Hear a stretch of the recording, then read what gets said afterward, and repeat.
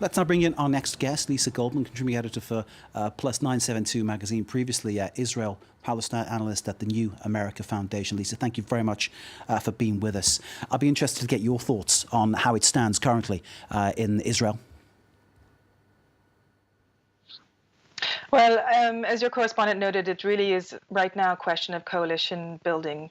Both Benny Gantz's Blue and White Party and Benjamin Netanyahu's Likud Party have won an equal number of mandates according to the exit polls and the ballots counted thus far. Each party has 36 mandates. The Knesset, the parliament in Israel, has 120 seats. Ruling government, no party ever wins enough mandates to form a government outright on its own. It's always about coalition building because you need a minimum of 61 seats to form a coalition. Right now, we are waiting to see the votes from soldiers counted and from diplomats living abroad. Israeli citizens who are not diplomats cannot vote from abroad. So there are about several thousand votes still outstanding. Whether or not that will change anything remains to be seen. We'll know in a couple of days.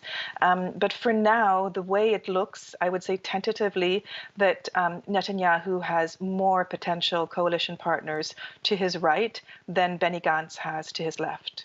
And so it looks quite likely, I would say, that Netanyahu will be the next prime minister.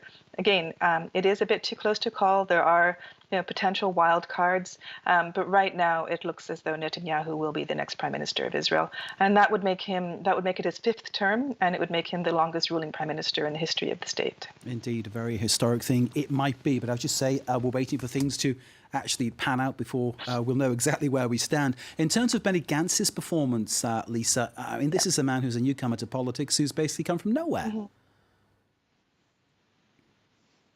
Well, not nowhere. He was the former chief of staff of the Israeli army, so he's not an unknown quantity. I think he certainly does.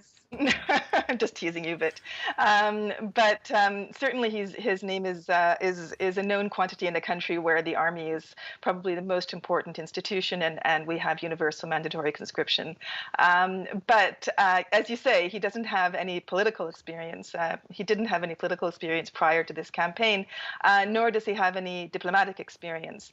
So that makes him a little interesting, and it sort of signifies, I think, that there is a sort of I wouldn't say Israelis can ever have like a quiet center, but a certain center of the Israeli population, which I would run the risk of classifying them largely as secular, middle class, Ashkenazi, of European descent, who are turned off by Netanyahu's populism, his divide and conquer sort of divisive politics, and by his increasingly close relations with sort of authoritarian leaders like Viktor Orban in Hungary, Modi in India. So Netanyahu has sort of been cultivating authoritarian leaders as his allies. He and Trump are very close, for example.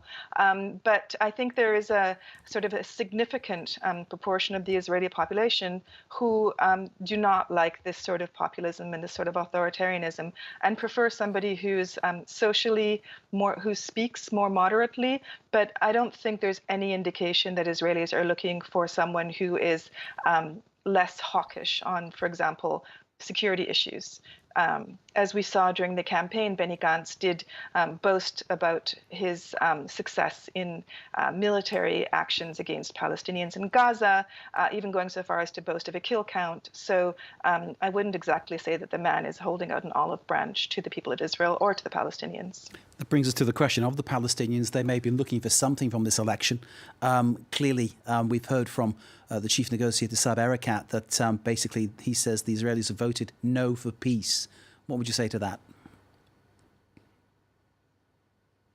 Well, first of all, the issue of Palestine simply wasn't on the agenda for any of the parties, any of the mainstream Zionist parties in this election, nor was Palestine or negotiations with the Palestinians an issue in the last election or the one before that. Palestine has more or less fallen out of the discourse for Israelis right now.